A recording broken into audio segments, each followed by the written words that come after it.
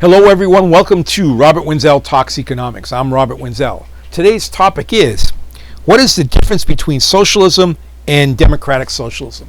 Now, socialism is all the rage these days on college campuses. We have two new congresswomen in the U.S. House of Representatives that are socialists, and that's about all the media can talk about. As a matter of fact, this New York Magazine cover recently came out, and the headline was, "When did everyone become a socialist?" But the socialists have a problem. Whenever there's been a centrally planned economy, and that's really what socialism is about, whether you call it socialism, whether you call it communism, the distinctive difference between socialism and free markets, capitalism, whatever you want to call it, on the other side, is that there's central control of the economy. Decision making is made at some level versus at the consumer level. So what they try to do is they go around this. And this is how. I'm quoting now from the Democratic Socialists of America website, their frequently asked questions section.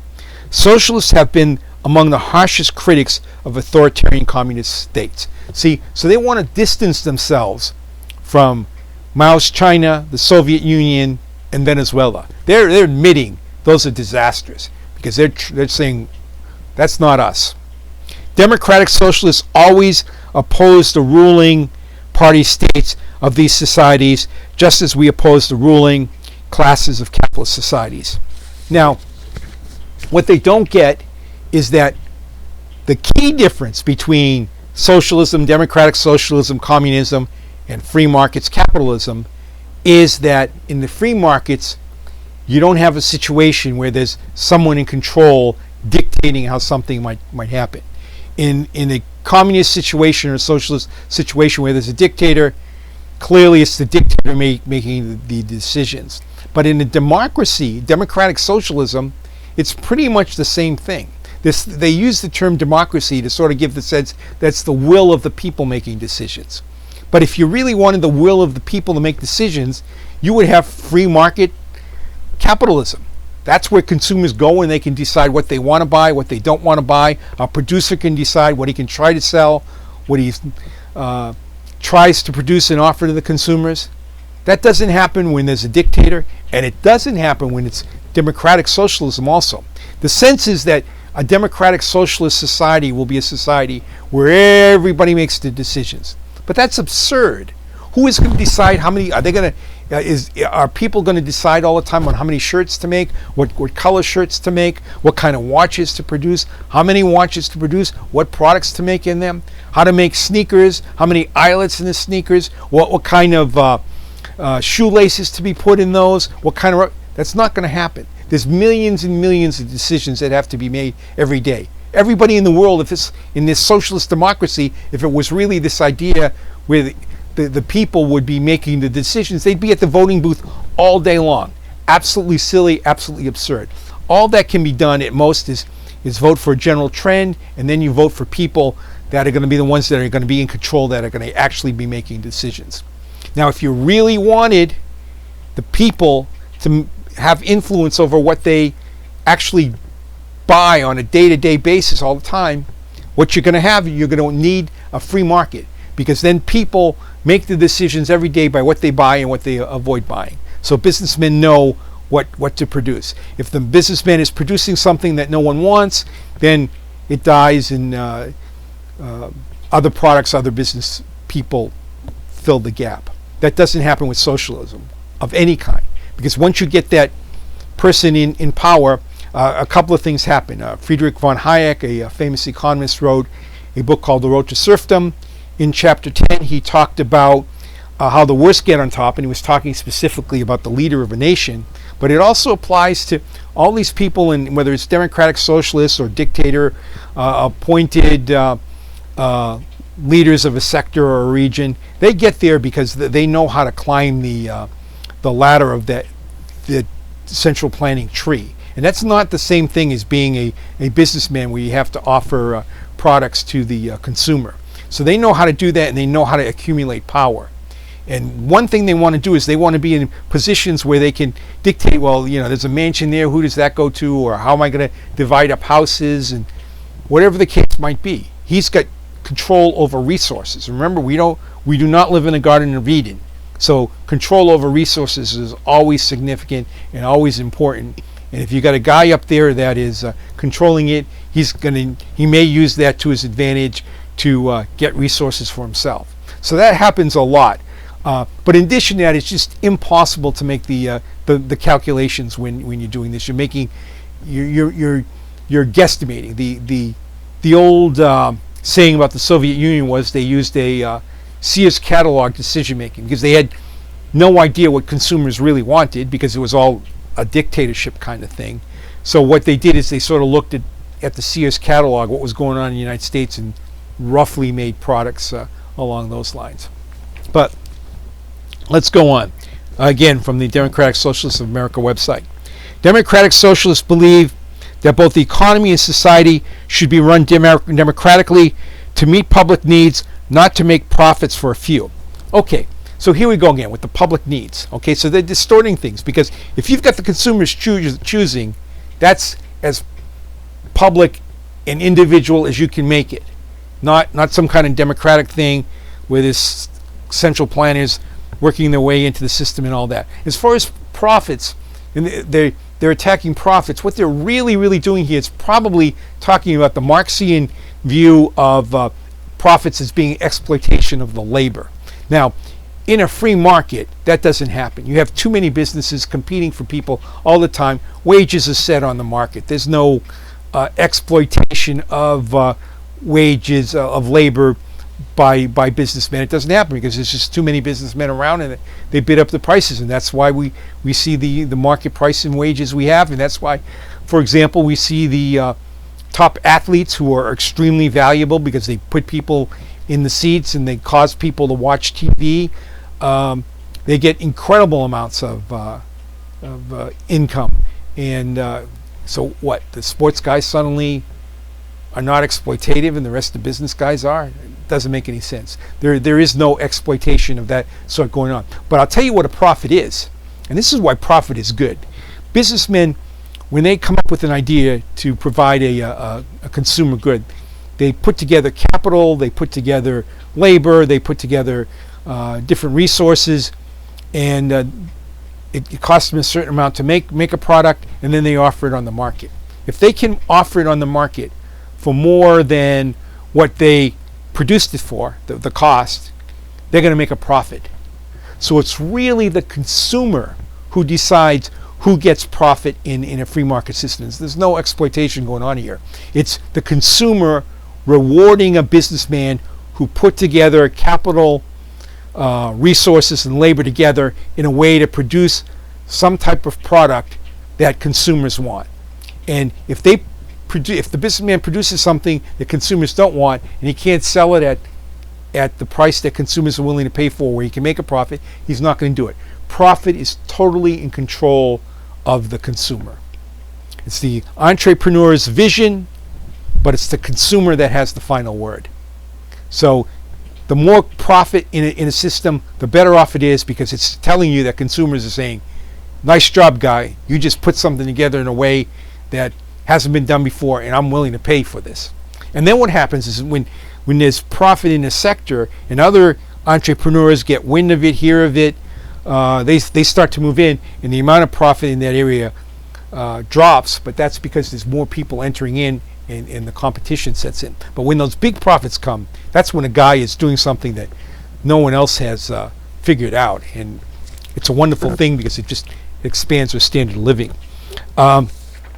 But socialism, so this democratic socialism is an attempt at doing a workaround that isn't really a workaround, because you're not getting a situation where the people are voting on everything. That's silly. It doesn't really happen. It makes no sense. It makes no logical sense. And then you get this power structure anyways. But the idea of democratic socialism itself is not something new. Okay, this workaround is tried before. People in Russia, after Lenin took over for decades, they saw how the country was crumbling. And here's what Ludwig von Mises, a very important 20th century economist who wrote a book, Omnipotent Government. He wrote this now in 1944. Key date. He didn't write this last week to respond to the democratic socialists out there now. He wrote this in 1944. And he wrote this about German socialists. So think about that for a minute. You know who those guys are. 1944. This is what he wrote. The German Marxian socialists called their party the Social Democrats. It was believed that socialism was compatible with democratic government. Indeed, that the program of democracy could be fully realized only within a socialist community. And he goes on to state that he's absolutely amazed that there are people out there in 1944 who still sort of believed in this command and control socialist society. But the point is, this idea to sort of work around the problems of socialism and communism by calling it democratic socialism is nothing new. And as a matter of fact, you could almost take the Mises quote there and put it up on the Democratic website in the frequently asked questions, Democratic Society of America website, to explain. It's the same exact explanation, but there's no difference there. Alexandria Cortez is the new one of the new congresswomen that is a socialist, and she attacks profit and capital also. And again, it's just a case of not understanding the difference. Here's more from the Democratic Socialists of America website. Democratic socialists do not want to create an all-powerful government bureaucracy. I don't believe that for a minute. They'll take as many steps as they can to get as much control over the economy as they can. It's really about power for them. They really see a mentality where they think they can somehow design the whole economy. Hayek called it a fatal conceit. He wrote a book by that title.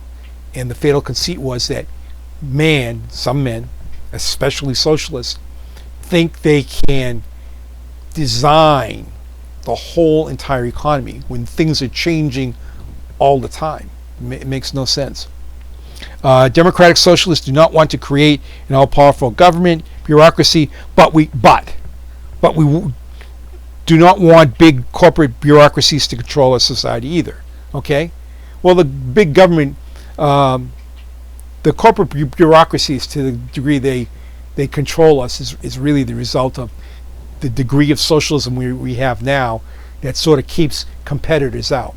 If you had a totally free market where government wasn't allowed to impede new entries, you would have a much more freer market, and you could not have the corporate bureaucracies. There is some of that, but the government is responsible for preventing others from getting into through licensures and regulations and all that sort of thing.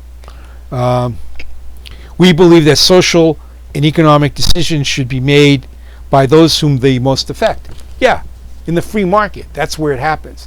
That's where the choices are made by the people it most affects, not by some democratic socialism, which again introduces the command and control situation. Now, socialists, they take these things in steps. They just know they can't get away with all of it. So they'll be an advocate for national health care, for minimum wage. All these things are socialist kind of concepts, and they try and advance it as far as they can. And they admit this. Although a long-term goal of socialism is to eliminate all but the most enjoyable kinds of labor, and how do you eliminate jobs that are required that aren't enjoyable? That makes no sense. But we recognize the unappealing jobs will long remain. Okay? So then they go on to say, although capitalism will be with us for a long time, reforms we win now, raising the minimum wage, securing a national health care, and demanding passage of right to strike legislation can bring us closer to socialism. So what they're really doing is they're trying to go as far as they think they can get. But their goal is complete control of the economy, either because they think they're going to be in control and they're really power freaks and want to be on top, which really Stalin, Lenin certainly were. Maduro in Venezuela. Mao in China. Power freaks who wanted the power and talked to the people about all these grand things that would happen if they somehow get the power. And or they're just completely naive and think they can control the whole economy, and that these central power centers won't develop, and that it's somehow going to be better and better signals to the economy as to what consumers want. Does not make any sense at all.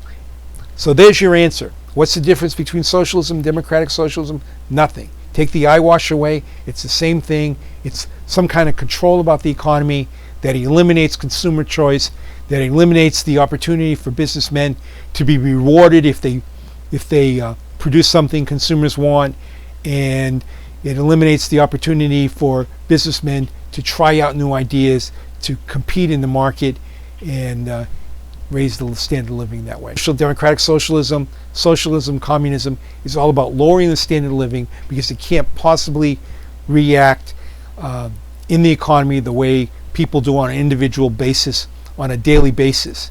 The command and control is always thinking, plotting, all this kind of stuff, and nothing.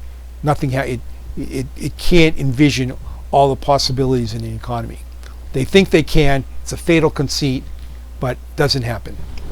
Good talking to you.